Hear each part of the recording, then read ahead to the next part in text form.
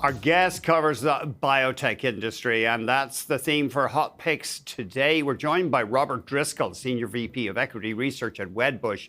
I love this bit of industry jargon here. Revolution Medicines. It goes after RAS-addicted cancers, and it sounds like the poor cancers have a substance abuse problem. It's not really like that. They depend on mutations in the RAS gene, and Revolution is trying to go after that. Yeah, good morning, everyone, and thanks for having me on. So Revolution Medicines, or we call them RevMed, so it's a targeted therapy against tumors that, as you said, are driven by mutations in a gene called RAS. About 30% of all cancers are actually driven by these mutations.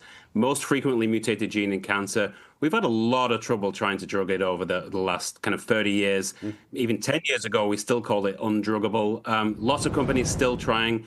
RevMed have come up with really neat way of targeting RAS that's maybe broader, ultimately maybe more effective than these other strategies in development. Shown some really exciting data in pancreatic cancer for their lead asset.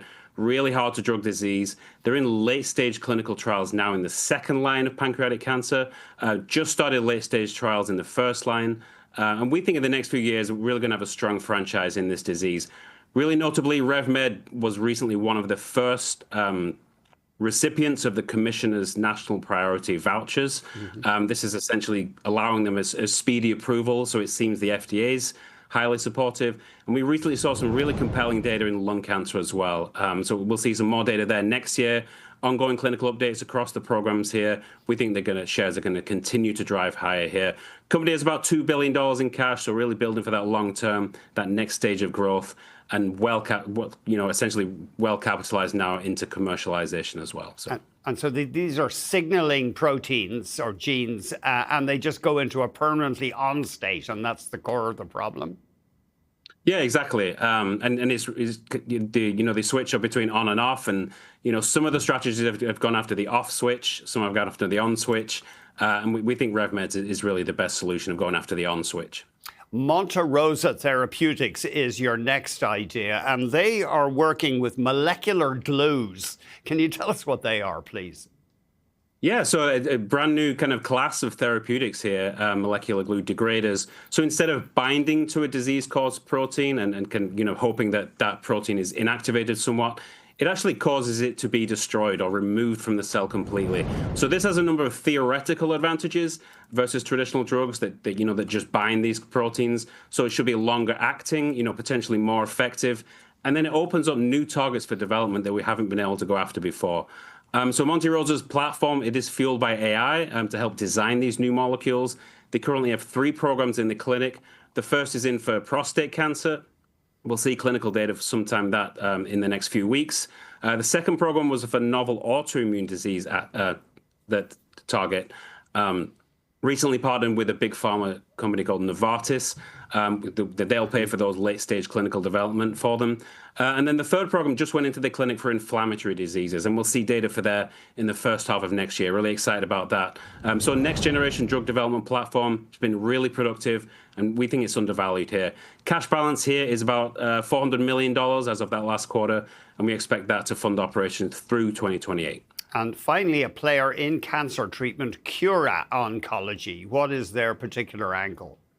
Yeah, so oncology-focused company, lead drug in development here for a large subset of patients with acute myeloid leukemia, or AML. So just last week, their drug called Komzifti just got approved by the FDA for patients in that late-line setting.